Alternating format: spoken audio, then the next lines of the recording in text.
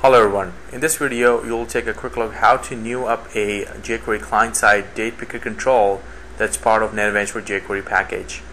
So what I have in front of me is the Visual Studio 2010 with ASP.NET MVC project, but in this case we're not going to use any server-side code. We're going to use just pure HTML JavaScript and instantiator control on the client side. There's also a Razor helper method available for MVC development. So if you're doing MVC development and working with the model data, then you can use the Razor syntax and within your MVC applications. So for this example, what we're going to do is we're going to create a new HTML page into our project, and I'm going to call that page igDatePicker.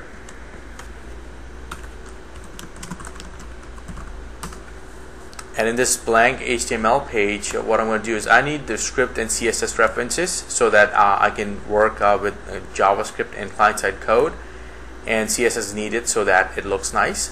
So I'm going to bring in the jQuery core because everything is dependent upon that, and then also the jQuery UI. Once we have these two dependencies in your project, we are going to go ahead and bring in the Infogesics JavaScript library, which hosts all the client-side controls. And once we have these two references, we're good to go as far as the JavaScript is concerned.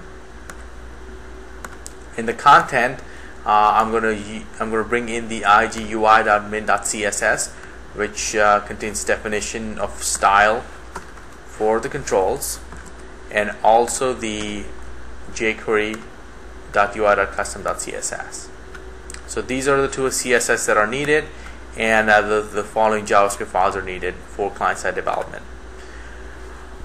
I'm going to use a div element as a placeholder and ID it as DatePicker. And then back in my head section, I can go ahead and start writing my script block, in which what we're going to do is we're going to take this DatePicker control and convert that into a client-side, actually DatePicker div element, and convert that into a jQuery client-side DatePicker control. So I'm going to use the jQuery onReady method, which is, we know it's fired every time the DOM is initialized, and in here we can use the ID selector to grab the div element and then call the igDatePicker wrapper on it. And just by doing that, what's going to do is it's going to take our div element and convert that into a client-side DatePicker control. So just right-click on it and see what we have in the browser. So you can see here, this is our DatePicker control. You have the editable area where the user can type in a date if they want, or they can use a drop-down button where you have a calendar display and navigate through different months and select a date using the drop-down control.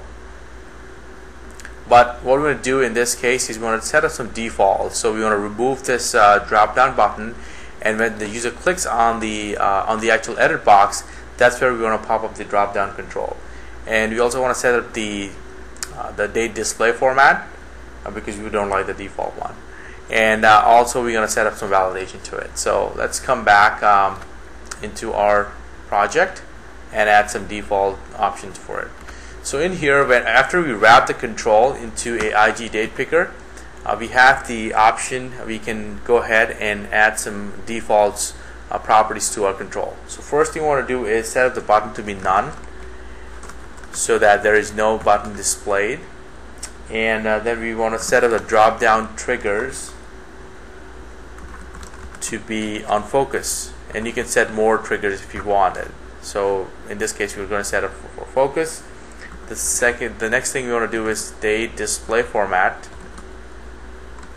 to be 2 placeholder for the days, 3 placeholder for the month, and then 4 placeholder for the year with space in between them. And there's a whole slew of different formats that you can set. You can check our documentation and it will highlight all the different ways you can set up the format for the DatePicker control. And then lastly, we want to set up the validation so that it's a required field. We're going to set that to true, and we will set the validator options. And what this does is basically when do you want the validation to kick in, and we're going to set it to be on blur, which means that when the user taps out of the control or leaves the control, it's going to make sure that it has something in it because we have set up required equal to true. Okay.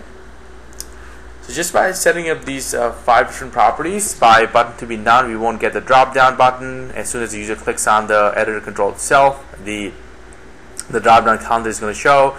We will have a different date format than the default, and it has a required setting to be true, and it will kick in every time the user moves off the control.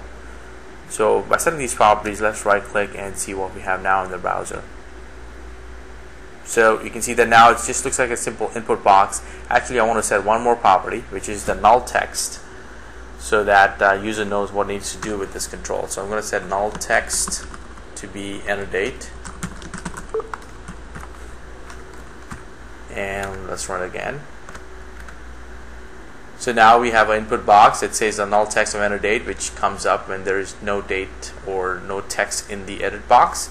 When I click on it, the null text goes away, and we have the drop down counter being shown because we have set up the drop down trigger to be on focus.